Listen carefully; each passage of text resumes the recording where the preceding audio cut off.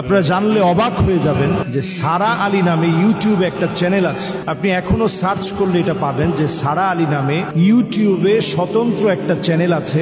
একজন মেয়ে এই চ্যানেলটাকে ক্রিয়েট করে এবং সেখানে আপনি একটা তেলাওয়াত পাবেন যেখানে লেখা আছে কোরআন ফর স্লিপ। ঘুমানোর সময় কোরআনুল কারীমের তেলাওয়াত শুনে ঘুমানো। কোরআন ফর স্লিপ এটাতে যখন আপনি ক্লিক করবেন আপনি দেখবেন খুব সুন্দর সাবলীল ভাবে তেলাওয়াত চলছে এবং তেলাওয়াত করেছেন মাশআরি রাশেদ আফাসি। সারা ওয়ার্ল্ডের যতজন কারি খুব প্রসিদ্ধ তার মধ্যে তিনি একজন। অত্যন্ত সুরলীল কণ্ঠে তিনি তেলাওয়াত করেন। এই তেলাওয়াত শুনতে শুনতে শুনতে শুনতে আপনি যখন একটা পর্যায়ে আসবেন আপনি দেখবেন নিচ দিয়ে শুরুতেই কিন্তু নাই, একটু সময় ধরে যখন আপনি শুনতেছেন তন্ময় হয়ে কিছুক্ষণ পরে আপনি লক্ষ্য করবেন ব্যাকগ্রাউন্ডে এক ধরনের ছোট্ট ছোট্ট মিউজিক আসছে এবং কোরআন তেলাওয়াতের নিচ দিয়ে একটা আওয়াজ বের হচ্ছে। তো এটা নিয়ে কথা বলার কারণ হচ্ছে এই সারা আলী ইউটিউব চ্যানেলে কোরআন ফর স্লিপ শুনতে শুনতে যারা ঘুমিয়ে পড়ছে, অনেকেই দেখা গেল যে কোরআন শুনতে শুনতে ঘুমিয়ে যাওয়ার পরে কিছুদিন যেতে না যেতেই নিজের ভিতরে হঠাৎ অসুস্থ হয়ে যাওয়া, ভয়ানক স্বপ্ন দেখা, নানা